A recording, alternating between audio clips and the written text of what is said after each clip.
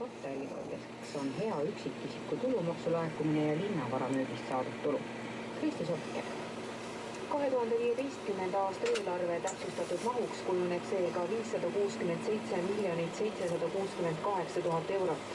Teise lisaeelarvega tõstetakse eelkõige lasteaiaõpetajate palkasid 12,5%, rääkis linnavalitsuse pressikonverentsil abilinnapea Mihhail Kõlvart. Linn tõepoolest ühtlustab lasteaiaõpetajate palgad kooliõpetajate palgadega ja eraldab selleks vahendid just linnakassas. Ma arvan, et lähiajal meil pole oodata neid vahendeid riigi eelarvest. Ka seekord on palgatõus märkimisväärne. Kokku saab nii lasteaiaõpetajad kui ka õpetaja abid 12,5% juurde.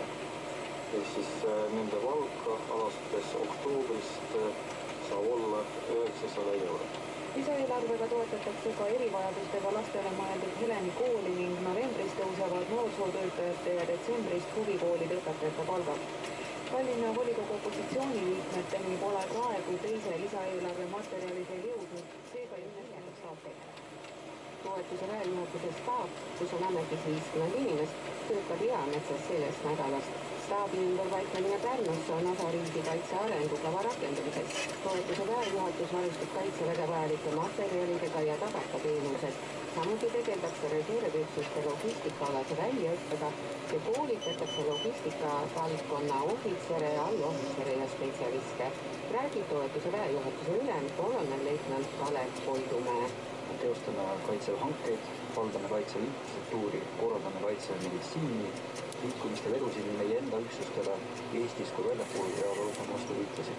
Spektrum on väga lai, kokku on toetuse väejuhatuses üle 800 inimesed, nendest 40% on tegevvajadusmeeskonnad, need on minu üksused. Eametsas toimub nüüd toetuse väejuhatuse juhtimine läbi siis staabi, mis on ülema tööorgan, ütleme nii, et toetuse väejuhatuse pea on toodud Saagavalde Eametsa.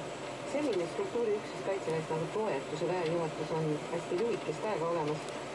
Kui me hakkame nüüd jälgi ajama, et kuidas see tekkis ja mis üksused siis kokku pandi? Kaitseväe toetuse väejuhatust struktuuriüksusena tegelikult, kui me vaatame nüüd esimesse Eesti Vabariigi perioodi, see oli varustusvalitsus. 40 aastal lõpetas Nõukogude võim selle tegevuse nagu kõikide teiste esimene Vabariigi aegse kaitseväe väeosadega. Taasiseseisvumise järel loodi 2002. aastal logistikakeskus. Eelmise aasta, 2014. aasta 1.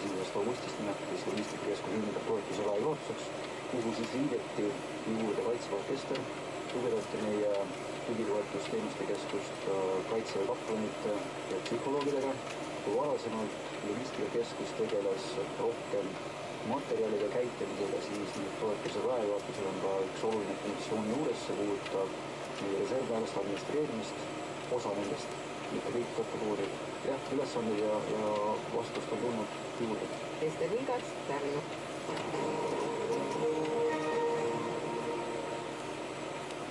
Suri Vene kultuuriseltsi esimees Evgenia Haponen.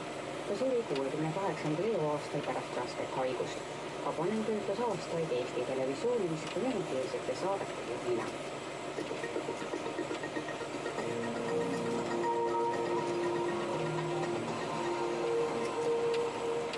Ilmast on meil sajuta voogmuutiku suunaga tuul 1–7 meetrit sekundis.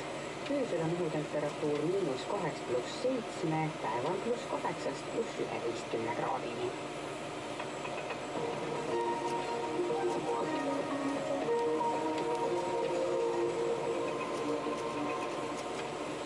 Vikerraadio, Toomängid.